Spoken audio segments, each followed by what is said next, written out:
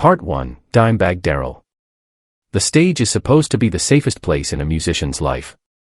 It is elevated. It is protected. It is surrounded by light, sound, and a shared agreement that what happens there is sacred. Fans cheer. Artists perform.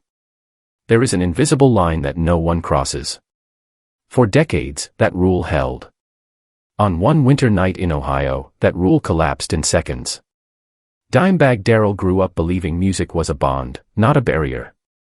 Off stage, he was known for warmth, humor, and a sense of brotherhood that felt genuine. He remembered faces. He stayed late. He signed everything. He treated fans like equals, not like strangers. To him, heavy music was never about aggression. It was about release, connection, and joy. The louder it was, the closer people felt. When Pantera came apart, it was not just a business split. It was emotional. Years of touring, pressure, and personal conflict finally broke the band in public view. For many fans, it felt like the end of an era. For Dimebag and his brother, the answer was not retreat. It was forward motion. Damageplan was born as a new chapter, not a replacement, but a continuation of the road life they loved. Some people did not see it that way. One man in particular did not process the breakup as music history. He experienced it as a personal injury. His inner world was shaped by delusion, fixation, and imagined betrayal. In his mind, artists were not creators. They were thieves. He believed ideas were taken from him. He believed his thoughts were invaded. He believed his life had been ruined by people he had never met. This obsession grew quietly. It fed on isolation. It fed on fantasy. Over time, resentment replaced reality. The stage, which symbolized joy to thousands, became a target in his distorted thinking. The concert was no longer entertainment. It was a confrontation he had rehearsed in his head. The night at the Alrosa Villa felt ordinary at first. A small venue. Cold air outside. Fans packed close, bodies moving together, waiting for the first notes. Damageplan stepped onto the stage like they always did. No armor. No distance. Just musicians and people who loved music. The sound kicked in. Smiles exchanged. The ritual began. From the back of the room, a figure moved forward. He did not run. He did not shout. He walked with purpose, cutting through the crowd. To the people around him, it looked familiar. Fans sometimes rushed the stage. Fans sometimes tried to get closer. No alarm sounded. No wall stopped him. The unspoken contract still felt intact. He climbed the steps and stepped onto the platform. From the audience, it looked like another moment of chaos that belongs to live shows. A fan reaching out. A fan losing control. No one understood what was about to happen. Not yet. The first shot shattered everything the stage was meant to represent. Sound stopped meaning music. Light stopped feeling safe. In a single instant, the illusion of protection was gone. Panic did not arrive all at once. It rippled outward, confusion first, then terror. People froze because their brains could not accept what their eyes were seeing. Dimebag fell where he stood.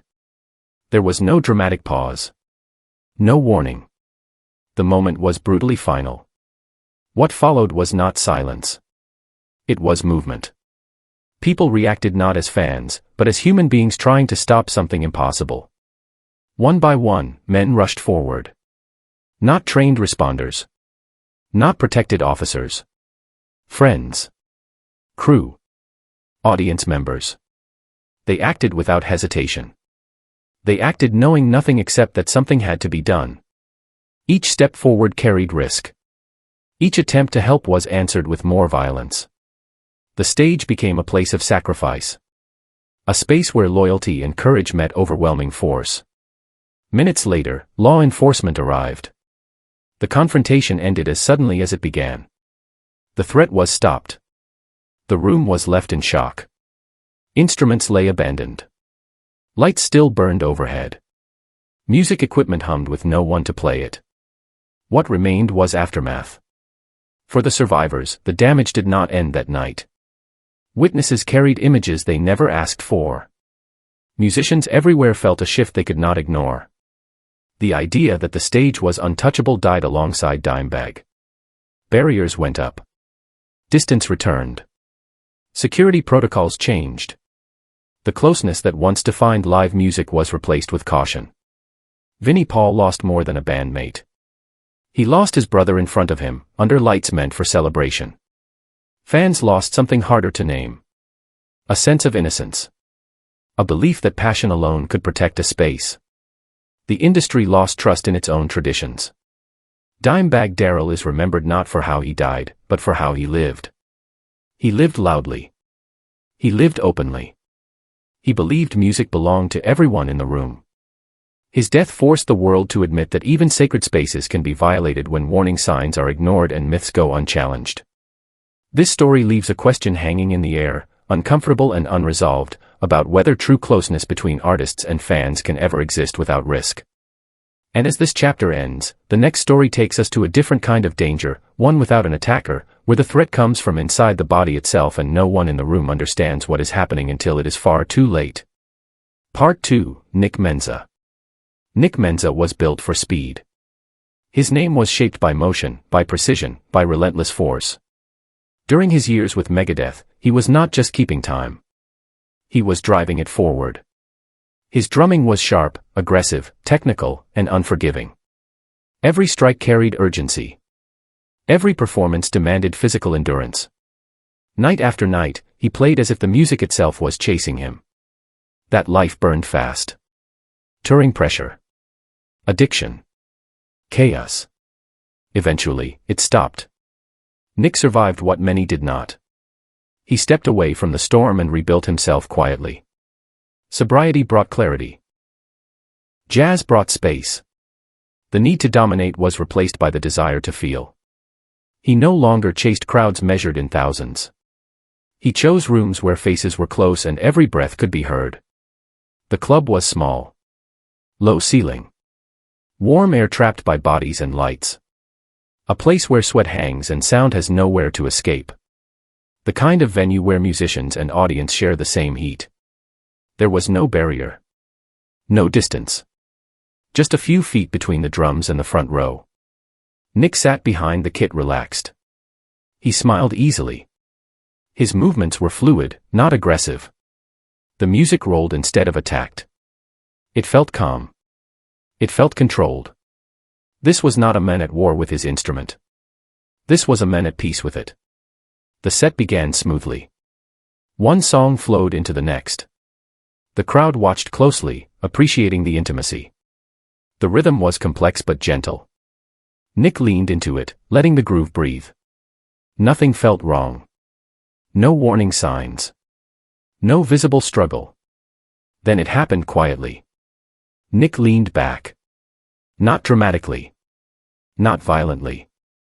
He tipped backward off the stool as if resting. Drumstick still in his hands. Legs still angled toward the kit. To the people watching, it looked familiar. Musicians joke. Musicians exaggerate exhaustion. Musicians fall on purpose. Laughter rose from the room. A few cheers followed. Seconds passed. The laughter faded unevenly. The guitarist turned. His face changed. The smile dropped. His body stiffened. He did not laugh. He stared. He saw something the audience did not. Eyes unfocused. Skin tone wrong. Stillness where motion should be. The music stopped. Silence replaced rhythm. The kind of silence that feels heavy, not calm. Chairs scraped. Voices shifted from amusement to confusion. Someone shouted for help. Two people climbed onto the stage. They did not hesitate. They knelt and began compressions. Their movements were urgent but controlled. The room changed temperature. Heat felt oppressive now. No one spoke. No one moved. The only sound was breath and pressure. Paramedics arrived quickly. Equipment appeared. Procedures followed.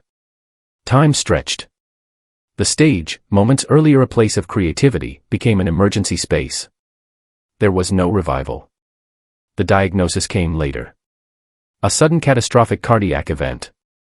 A heart pushed too hard for too long. Damage accumulated quietly over years. No dramatic collapse. No struggle for breath. Just an abrupt stop in the middle of sound. For the audience, the shock landed slowly. Realization came in waves. First confusion. Then guilt. People remembered laughing. They replayed the moment in their minds. They wished they had known. They wished they had reacted differently. The knowledge that they mistook a final moment for entertainment stayed with them. This is the cruelty of dying on stage. The performance trains the audience not to believe what they see. The body collapses and the mind assumes fiction. The applause becomes delayed recognition. By the time reality arrives, it is too late. Nick Menza did not fall surrounded by noise. He fell into silence created by disbelief. His final moments were spent doing exactly what brought him peace, but they were witnessed through the wrong lens. The room learned, in real time, that familiarity can blind compassion. Some say there is beauty in leaving the world while doing what you love. Others see only trauma left behind for those who watched. That question lingers long after the lights turn off. And as you sit with that uncomfortable silence, consider how many times we mistake warning signs for performance, because the next story moves to a man whose final collapse was also met with laughter, but in a place even louder and far less forgiving. Part 3, Christina Grimmie. Christina Grimmie felt familiar to millions of people who had never met her. She sang into webcams from her bedroom. She laughed between takes. She talked directly to viewers as if they were sitting across the room. Her voice traveled through headphones late at night, alone with listeners who felt seen and understood. In the age of online platforms, that kind of presence creates more than admiration. It creates intimacy without distance.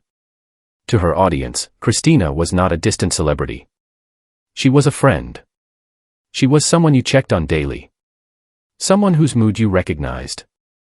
Someone whose growth you followed year after year. The screen erased the barrier that once protected performers. The illusion of closeness became part of the product. Most fans understood the boundary. Some did not. One man watched her for years without speaking to her. He reshaped his life around a fantasy. He altered his appearance. He withdrew from real social circles. He spent his time inside digital spaces where the relationship existed only in his head. In that space, comments felt like conversations. Smiles felt directed. Lyrics felt personal. He convinced himself that there was a shared bond, even though it had never been acknowledged. This belief hardened over time. Reality became optional. He imagined a mutual connection that justified his emotional investment. When that imagined bond was threatened by jealousy and rejection, the fantasy cracked. Instead of letting it collapse, he tried to force it into existence. The event was small. A modest venue. A casual gathering meant to reward supporters. There were no layers of protection. No distance. Fans lined up to meet the singer they felt they already knew. Christina greeted them with warmth. She hugged people. She thanked them. She treated the moment as human, not transactional. When he reached her, she did what she had always done. She opened her arms. That gesture carried no suspicion. It was kindness. It was consistency. It was trust built from years of positive interaction. In that moment, the illusion reached its peak and shattered at the same time. What followed ended her life and permanently altered the conversation around online fame. Her brother reacted instantly. Instinct overrode fear. He acted to protect her, to stop what was happening, to do something when everything froze. His response saved others from harm, but it could not undo the loss unfolding in front of him. The man responsible did not face consequences in a courtroom. His actions ended his own life moments later. Answers disappeared with him. Motive remained tangled in fragments of online obsession, isolation, and imagined entitlement. For the audience, shock turned inward. People replayed her videos. They examined comments. They questioned whether friendliness had been misread. Whether access had been too open. Whether the culture of constant connection had erased necessary limits. Christina Grimmie did not die because she was careless. She died because the rules of closeness had changed faster than protection could adapt. She offered warmth in a world where some people mistake visibility for ownership. Her generosity was never a flaw, but it carried a cost she could not see. This case forces a difficult question. When platforms encourage emotional attachment, who is responsible for drawing the line? The artist? The audience? The system that rewards intimacy without safeguards? The answers remain unsettled. As you reflect on how digital closeness can turn dangerous when reality and fantasy collide, consider what responsibility each of us carries as viewers and participants in online spaces. And in the next chapter, we move to a different kind of stage tragedy, one where danger did not come from obsession, but from a silent technical failure waiting in plain sight. Part 4, Les Harvey. The danger did not arrive with anger or obsession. It waited inside cables, sockets, and metal stands. In the early 70s, live music grew faster than safety. Venues were improvised. Wiring was reused. Grounding was treated as optional. Stages were built for excitement, not protection. The invisible systems beneath the sound were trusted without inspection. Stone the Crows were rising. Their sound mixed blues weight with rock confidence. Audiences packed ballrooms to feel the power at close range. Les Harvey stood at the center of that energy. He played with control and warmth. He listened as much as he led. Off stage, he shared a life with the band's singer. Music and love traveled together. The road felt endless and promising. Rain fell in Swansea that night. The air carried dampness inside the hall. Moisture clung to the floor. The stage looked ordinary. Cables lay where they always lay. Amplifiers hummed softly. Nothing appeared wrong. No warnings. No signs. Routine settled over the room. Electricity does not announce itself. It hides inside equipment that feels familiar. A microphone looks harmless. A guitar feels like an extension of the body. When systems are not grounded, metal becomes a bridge. Current searches for completion. Human skin offers a path. Les stepped forward to the microphone. He did what musicians do before the first song. He reached out. His other hand touched the strings. In that instant, the circuit closed. The current moved through him faster than thought. Muscles locked. Control vanished. The body obeyed physics, not will. He could not let go. He could not step back. The shock held him in place, rigid and shaking. From the floor, it looked intense. Rock music had taught audiences to expect drama. Distortion. Motion. Excess. Cheers rose instead of alarm. Seconds passed like hours. The first scream cut through the noise. The singer understood immediately. This was not performance. This was catastrophe. She rushed forward, shouting for power to be cut. A bandmate tried to intervene and recoiled, thrown back by the same force. Panic replaced rhythm. People scrambled. Someone searched for switches. Someone kicked at cables. Someone pulled equipment away. The sound died unevenly as power was severed. Les collapsed when the circuit broke. Silence fell hard. The room understood too late. Help arrived, but the damage was done. Electricity attacks the heart without mercy. It does not bruise or bleed. It stops. Paramedics worked quickly. Faces in the crowd watched with disbelief, guilt, and fear. The stage that had promised release delivered loss. The legal aftermath exposed a culture of neglect. Venues had ignored grounding. Inspections were rare. Responsibility was scattered across owners, technicians, and assumptions. No single villain stood on the stage. The killer was procedure. The killer was habit.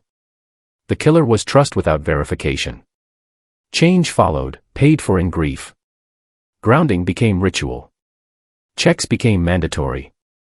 Road crews learned to test before touching. Standards tightened. The industry absorbed the lesson, but it arrived written in absence. A band lost its anchor. A singer lost her partner. Fans lost a night they would never forget. Les Harvey did not take risks for spectacle. He did not push limits for attention. He died because the invisible work was dismissed as background noise. His story reframed danger in live music. Not all threats rush the stage. Some wait patiently inside the tools meant to amplify art. This case asks where accountability lives when harm has no face. It asks whether excitement excuses shortcuts. It asks how many warnings must be ignored before practice changes. Share what you think truly prevents tragedies like this, whether rules, culture, or constant vigilance. Next, the series moves from wires and switches to a setting where celebration itself became the hazard, and the danger arrived disguised as comfort and nostalgia. Part 5, Sib Hashan. Sib Hashan lived inside rhythm. His drumming was not flashy, but it was foundational. Boston's sound depended on stability, on a pulse that felt constant and reassuring. While guitars soared and vocals carried emotion, Sib kept everything grounded. He was the quiet engine behind songs that defined an era of American rock. Years passed. Stadiums faded into memory. What remained was nostalgia, shared by fans who wanted to feel young again and musicians who wanted to touch the past without the pressure of charts and tours. The rock cruise existed for that purpose. A floating memory. A vacation built around familiar songs and familiar faces. Music without urgency. Celebration without ambition. The ship was large. The stage was smaller than the arenas of the past, but close enough to feel personal. Fans stood only a few steps away. Drinks in hand. Smiles ready. They were not there to judge. They were there to remember. Sib walked onto the stage carrying decades of history. He looked relaxed. Comfortable. Proud. The most meaningful detail was not the crowd, but the person beside him. His son stood on the same stage. A shared moment across generations. A father passing time forward through sound. Few musicians ever experience that. The set began easily. Familiar grooves. Recognizable patterns. The audience responded instantly. Heads nodded. Bodies swayed. It felt safe. It felt warm. The kind of night designed to last forever in memory. Then the rhythm stopped. Not with a crash. Not with drama. The beat simply disappeared. Sticks no longer moved. The flow broke mid-song. For a brief moment, no one understood. Musicians glance at each other when mistakes happen. Fans assume a pause. The song tried to continue without its foundation. The son noticed first. He saw the stillness that did not belong. He moved before words formed. Instinct replaced thought. He reached the drum riser and called out. The music ended abruptly. Silence replaced sound. Confusion spread across the deck. Help arrived quickly. Crew members. Medical staff. Equipment appeared. The stage transformed into a place of urgency. Chest compressions. Focused movements. Controlled voices. The ocean rolled beneath them, indifferent. Fans watched in disbelief. Some turned away. Some froze. Some prayed. The sea breeze carried sound away, leaving the moment exposed and raw. This was not part of the show. This was a family crisis unfolding in public. The ship did not stop. That fact unsettled many. A cruise cannot pause the ocean. It cannot turn back easily. Logistics moved forward even as grief settled in place. The body was taken below deck. The vessel continued its path toward shore. Music echoed elsewhere on the ship, softer now, heavier. News spread quietly among passengers. Celebration collapsed into reflection. Laughter felt inappropriate. Applause felt distant. The question formed naturally in many minds. Should the event continue? Should silence replace sound? Should memory be honored by stopping or by playing on? There is no simple answer. For some, continuing feels disrespectful. For others, stopping feels like erasing what the music gave. Sib Hashan did not die chasing excess. He did not die chasing fame. He died doing what had defined his life, surrounded by people who loved the same songs he helped create. His son lost a father in front of strangers. Fans lost a piece of their youth in real time. The industry faced a familiar dilemma dressed in a new setting. Where does mourning belong when entertainment and humanity collide? The ocean carried the ship forward, but no one on board arrived unchanged. That night joined a growing list of moments where nostalgia met mortality. Where comfort turned fragile. Where the past reminded everyone that time always collects its debt. Sib Hashian's legacy lives in grooves pressed into vinyl and memory. His final performance added a different weight to those songs. They no longer belong only to joy. They carry loss. They carry silence between beats. Consider what you believe honors an artist best in moments like this: continuation or pause, remembrance through sound or through stillness. Next comes a story where the danger was not age or memory, but a crowded room where laughter drowned out the warning signs until it was already too late. Part 6, Country Dick Montana. Country Dick Montana built his identity on chaos. He was loud, oversized, unpredictable. A drummer who treated the stage like a playground and his own body like a prop. He slurred on purpose. He fell on purpose. He mocked himself before anyone else could. Audiences learned quickly that nothing he did should be taken seriously. That reputation followed him everywhere. It became armor. It also became a trap.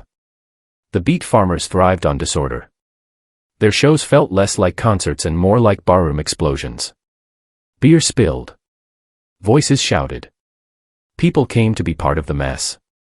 Country Dick led it with a grin, leaning into the role of the lovable disaster who never broke character. The venue that night was packed tight. A bar filled with noise, alcohol, and expectation. The air was thick. The floor sticky. People were already laughing before the band finished tuning. This was familiar territory. A place where excess felt normal and boundaries blurred. Country Dick stepped up to sing his signature song. The crowd recognized it instantly. Cheers rose. This was the moment they waited for. He sang with exaggerated emotion, playing the fool, selling the joke. Everything felt right. Everything felt controlled by the persona. Then his body failed. He slumped forward over the drums. Not violently. Not dramatically. He slid down slowly, almost gently, onto the floor. His head dropped. His arms went slack. From the crowd, it looked perfect. Another gag. Another commitment to the bit. Laughter erupted. Applause followed. The sound filled the room while the men lay still. This is the danger of playing the clown. When pain arrives, no one believes it. When help is needed, it is mistaken for theater. Country Dick had trained his audience well. Too well. Seconds passed. The band kept playing, expecting him to pop back up. They waited for the punchline. It never came. One bandmate turned around and saw his face. The color was wrong. The eyes were open but empty. The joke had ended without warning. Music stopped. The room shifted. Laughter died unevenly. People looked at each other, confused. The silence felt heavier than the noise before it. Someone shouted for help. Paramedics were called. They pushed through the crowd carrying equipment that suddenly felt useless against lost time. Resuscitation efforts began on the bar floor. The smell of alcohol mixed with urgency. Patrons stood frozen, watching the consequences of misunderstanding unfold. What had seemed funny moments earlier now felt unbearable. It was too late. The diagnosis came after. A ruptured aneurysm. A sudden failure hidden deep inside the body. No warning signs visible from the outside. No chance to prepare. The event had been catastrophic and final within moments. Country Dick Montana died surrounded by people who adored him, but who did not recognize his need for help. His persona outlived his body by several minutes, long enough to cost him any chance of survival. This is not a story about negligence alone. It is about expectation. About the roles performers play and the price they pay for never stepping out of character. When an artist becomes a joke, sincerity loses credibility. When pain appears, it is dismissed as performance. The beat farmers could not continue.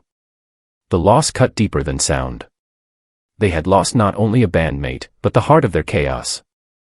The laughter that once powered the shows became a reminder of the moment it failed him. For the audience, guilt lingered. Many remembered cheering. Many remembered laughing. They replayed the scene later, understanding how easily empathy can be delayed when entertainment rewires instinct. Country Dick Montana gave everything to the crowd, including the ability to see him as human. In the end, that gift was not returned in time. His death stands as a warning to performers who live behind masks and to audiences who forget that every act, no matter how wild, is carried by a real body. Reflect on how often we dismiss seriousness because it interrupts entertainment, and whether the roles we love watching can become cages we refuse to unlock. Next, the story moves to a man whose collapse was also mistaken for showmanship, but on a far larger stage where music kept playing long after life had stopped. Part 7, Mark Sandman. Mark Sandman carried calm like a signature. While rock chased volume and speed, he chose restraint.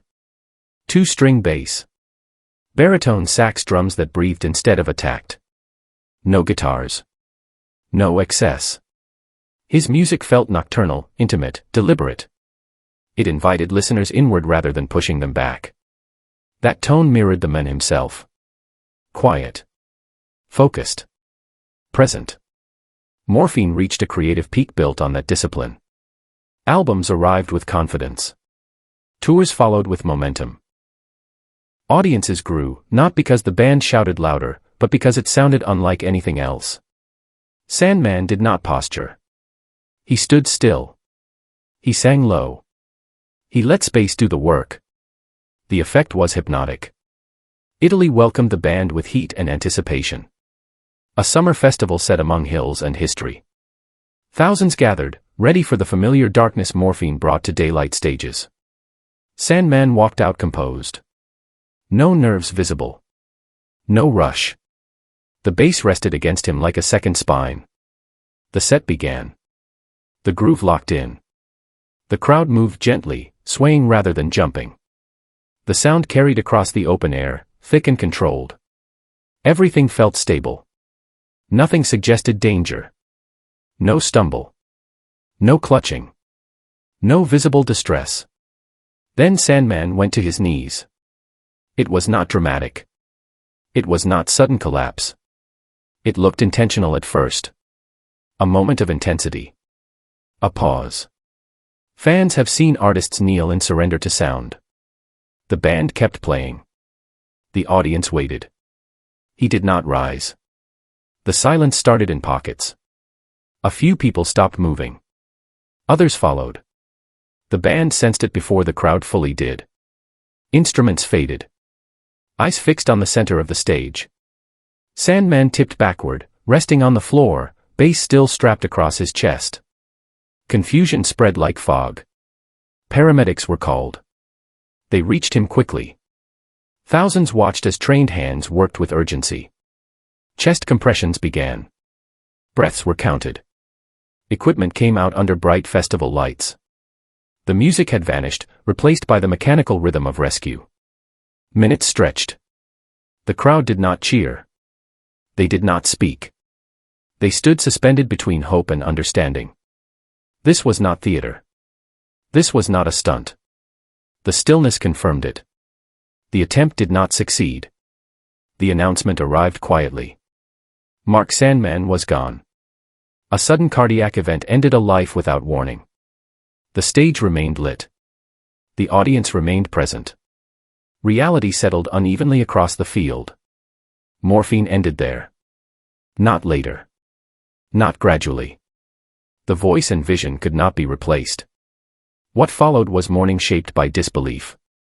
A man so composed, so controlled, gone in a moment of stillness. For those who witnessed it, the image remained sharp. A calm artist meeting an abrupt end. No chaos. No spectacle.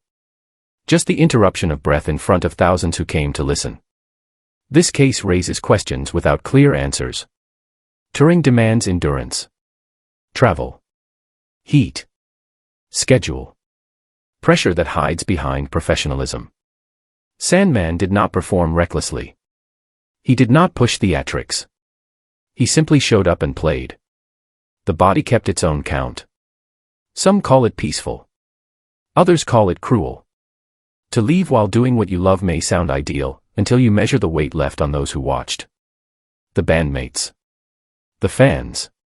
The people who replay the moment, searching for signs that were never visible. Mark Sandman remains defined by sound rather than spectacle. His death reinforced that fragility does not announce itself with noise. Sometimes it arrives quietly, kneeling in the middle of a song. Share your thoughts on whether calm can mask risk better than chaos ever could. Next comes a story where collapse was mistaken for comedy, and laughter echoed longer than it should have. Part 8, Judge Dredd. Judge Dredd lived inside exaggeration. His persona was built to provoke laughter first and thought later. He leaned into shock, wordplay, and deliberate crudity. Audiences expected the outrageous. They came prepared to laugh at lines that crossed taste and timing. He rewarded them by never breaking character. That contract worked for decades. It filled pubs and small theaters with noise and familiarity. Judge Dredd was a local legend, especially in rooms where people knew his routines by heart. He was not distant. He was present. He belonged to the floorboards and the crowd. When he walked on stage, the audience felt permission to relax and mock along with him. The venue that night was close and loud. Sticky floors. Low ceiling. Faces packed together. The kind of place where jokes travel faster than concern. Beer loosened reactions. Anticipation carried the set forward. Judge Dredd worked the room with ease, pushing buttons, pulling laughter on cue. He reached the end of the show. Applause rolled in waves. He stepped toward the microphone to deliver a final line. A familiar ritual. A thank you wrapped in bravado. He praised the band. The crowd answered with cheers. Then he turned to leave and fell. The sound of his body hitting the stage was heavy. To any outsider, it would have signaled alarm. To this audience, it sounded like comedy. Judge Dredd fell often. He collapsed for effect. He played with his size and balance. The fall fit the pattern. Laughter erupted. Chants followed. The room filled with teasing voices repeating a nickname the crowd had used affectionately for years. They waited for him to rise and insult them back. The delay felt intentional. The joke felt extended. Seconds passed.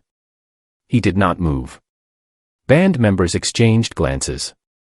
Smiles faded. The moment stretched past comfort. Someone approached him. Someone knelt. A hand searched for response and found none. The crowd continued for a beat longer, not yet understanding. A medic in the audience climbed onto the stage. He checked for signs of life. He began chest compressions immediately. The rhythm was steady and urgent. The reality landed unevenly, like a wave hitting different people at different times. Laughter stopped. Silence spread from the front to the back of the room. Chants died mid-syllable. The air felt thick and wrong. Applause turned into staring. The stage lights felt too bright. The floor felt too close. Emergency services arrived. They took over. Procedures continued. The audience watched, stunned by how quickly comedy had dissolved into crisis. The men who had taught them to laugh at everything now lay motionless beneath their gaze. Judge Dredd was taken away. The announcement came later. A sudden cardiac event ended his life shortly after arrival at the hospital. The timing was cruelly precise. He had finished the show. He had delivered his last line. He had stepped away and collapsed. The next day, headlines played with his name. Rhymes followed him into print. Humor lingered even in mourning. It felt fitting and wrong at the same time. This case exposes a hard truth about performance. When an artist builds a career on jokes, the audience learns to doubt seriousness. When collapse happens, it is filtered through expectation. The delay between danger and recognition becomes deadly. Judge Dredd did not ask the crowd to mock his final moments. He trained them to expect mockery as part of the experience. The line between character and person blurred until it disappeared. In that space, laughter outpaced care. For those who were there, memory remains uncomfortable. Many replay the chants in their minds. Many wish they had stopped sooner. Many carry the realization that entertainment can silence instinct. The tragedy is not only the death. It is the misreading. The failure to recognize a human need because a persona demanded disbelief. Judge Dredd gave his audience permission to laugh at everything. In the end, that permission outlived him by minutes that mattered. Think about where responsibility lives when humor masks distress and familiarity delays response. Next, the story turns even stranger, to a night when music kept playing over a fallen artist because everyone believed the collapse was just another piece of the act. Part 9, Colonel Bruce Hampton. Colonel Bruce Hampton did not separate life from performance. He treated both as material. His words, pauses, collapses, and contradictions were part of a single ongoing piece. Audiences learned not to trust appearances. He trained them to expect misdirection. He taught musicians around him to keep playing through confusion. Reality was flexible in his world. That philosophy built a following. He became a mentor to a scene that valued spontaneity and endurance. Jam culture absorbed his lessons. Never stop the music. Never resolve the moment too quickly. Let ambiguity breathe. The crowd learned to cheer uncertainty. The night that carried his name felt like celebration. A birthday gathering framed as a concert. Friends, collaborators, and admirers crowded the stage. The room was full of shared history. Smiles came easily. The mood leaned toward gratitude rather than spectacle. He looked energized. He moved with familiar eccentricity. He directed musicians with gestures that felt both playful and precise. The set stretched on, loose and joyful. Improvisation stacked on improvisation. The audience felt safe inside the flow. Then he went down. Not abruptly. Not with panic. He sank to his knees in a way that looked intentional. He rested an arm on a monitor. The timing aligned with the music. It read as theater. It fit his language. The band did not stop. The music grew louder. A young guitarist stepped forward and began to play. The solo cut through the room. The crowd roared. The colonel remained still at the center of the stage. From a distance, it looked like blessing or instruction. A master kneeling to elevate a student. A symbol inside the art. Minutes passed. The colonel did not rise. Musicians glanced toward him between phrases. No one broke the spell. His entire career had been built on moments like this. Collapse as punctuation. Stillness as joke. Silence as provocation. Stopping would have felt like misunderstanding the piece. The child played on, unaware of the weight of the moment. The sound soared. Applause continued. The audience cheered the courage and skill unfolding before them. They did not see a medical crisis. They saw a mentor letting the spotlight move on. Eventually, doubt entered the room. Subtle at first. A musician stepped closer. A hand reached out. The lack of response changed everything. The music faltered. It stopped unevenly, as if unsure whether it was allowed to end. Emergency help arrived too late to change the outcome. The colonel was taken away. The announcement followed. A sudden cardiac event had ended his life during his own celebration. The irony was immediate and heavy. He had lived as art. He had died inside it. Debate erupted almost instantly. Some called it perfect. A life completed on stage, surrounded by sound, during a birthday dedicated to joy. Others saw only trauma. A child performing next to a man whose life was slipping away. Musicians replaying the delay in their minds. Audience members questioning their cheers. The argument revealed a fault line. Where does performance end and responsibility begin? When an artist erases the boundary between act and reality, who decides when to intervene? The crowd. The band. The myth itself. The colonel had taught everyone not to interrupt. He had trained them to mistrust urgency. His lessons succeeded too well. Those who were there carry a layered memory. Pride in having witnessed a historic night. Unease about the cost of confusion. Gratitude mixed with guilt. The sound of that solo never separated from the image of stillness beside it. This case is not about blame. It is about design. About the risks of building a persona that consumes every signal. When art demands disbelief, it can delay compassion. When uncertainty becomes tradition, clarity arrives late. Colonel Bruce Hampton remains influential. His ideas shaped a culture of openness and experimentation. His final moments added a caution that no manifesto could express. Art can absorb life until life has no language left to ask for help. Consider whether the beauty of an ending can ever outweigh the harm done to those who witness it unfold without understanding. Next comes the final chapter, where the danger did not hide inside art or confusion, but rushed through a crowded room, turning celebration into a catastrophe that swallowed performers and fans together. Part 10, Ty Longley. The room was already too full before the music began. Bodies pressed together. Heat had nowhere to escape. The club was designed for intimacy, not for volume or spectacle. Capacity limits existed on paper, not in practice. On that night, nostalgia outweighed caution. The station nightclub carried a reputation for closeness. Fans stood only steps from the stage. Performers felt reachable. The boundary between artist and audience barely existed. That closeness was celebrated as authenticity. It was also a risk no one wanted to acknowledge.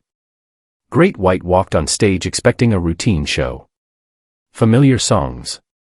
Familiar faces. A crowd ready to sing along. Ty Longley stood with his guitar, focused and calm. He had waited years for this opportunity. Touring with a recognized band felt like a rival. He was building a future while standing inside the past. The opening song began with energy. Lights moved. Sound filled the room. Then the visual element appeared. Stage effects meant for large spaces were triggered in a room never built to contain them. Sparks climbed upward. They touched the ceiling. At first, no one panicked. The flame looked like part of the show. Many fans smiled. Some pointed. Applause rose. The band kept playing. Years of concerts had trained audiences to expect surprise visuals. The instinct to enjoy overpowered the instinct to flee. The foam ignited almost instantly. It was not designed to resist heat. It was installed for sound, not safety. Fire traveled faster than understanding. Smoke thickened. Light changed color. The room transformed in seconds, but perception lagged behind reality. Music continued briefly. Ty Longley kept playing. Muscle memory carried him forward. The band did not yet understand the scale of the danger. The crowd still believed the moment belonged to entertainment. Then awareness hit all at once. Heat intensified. Breathing became difficult. The sound stopped abruptly. Voices replaced instruments. People turned toward exits they assumed would be open. Panic surged. The main doorway became a single point of escape for hundreds of bodies moving at once. The crush formed quickly. People stumbled. Others fell. The pressure from behind did not stop. Fear erased coordination. Shouts overlapped. Visibility dropped. The room became disoriented and dark. What had been a concert space turned into a trap. On stage, choices narrowed to seconds. Ty Longley attempted to move away from the flames. Witnesses later described him trying to find an exit. Smoke and confusion closed paths as fast as they were discovered. The separation between band and audience disappeared completely. Everyone was equal inside the danger. Many did not make it out. Ty Longley was among those lost. He was identified later through records, not recognition. His life ended alongside fans who had come only to hear songs they loved. Fame offered no protection. Proximity erased hierarchy. The stage that elevated him moments earlier could not save him. Afterward, the site was silent. Charred remains replaced music. Grief spread beyond the town. Families searched for answers. Survivors carried images they could not escape. The scale of loss forced attention that negligence alone never had. Legal consequences followed. Responsibility was examined from every angle. Decisions made casually were reinterpreted under scrutiny. Effects used without consideration. Materials chosen without testing. Limits ignored without enforcement. Accountability moved through courts, but no verdict restored what was taken. Regulations changed. Inspections tightened. The industry learned again, as it always seems to learn, after tragedy rather than before. The lesson was written in absence. Tai Longley became a symbol of something larger than a single career. He represented the moment when the illusion of safety collapsed completely. When the idea of the stage as sanctuary died. When fans and performers shared not just music, but fate. This was not an isolated failure. It was a chain. Small compromises linked together until there was no margin left. Each decision alone felt manageable. Together, they created a disaster. The station nightclub fire ended the innocence of the club scene. It reminded everyone that danger does not always announce itself with intent. Sometimes it arrives disguised as celebration. Sometimes it wears the mask of nostalgia. The line between artist and audience vanished that night. Not emotionally. Physically. The fire did not care who held a guitar and who held a ticket. It moved through the room without distinction. Tai Longley wanted to play music. He wanted to connect. He wanted to build something lasting. His death, and the deaths of those around him, reshaped how live music understands risk. Think about where responsibility truly lies when excitement overrides caution and who should be empowered to say no before celebration turns irreversible. This series ends here, but the silence left behind continues to ask whether the lessons paid for with lives are ever fully learned.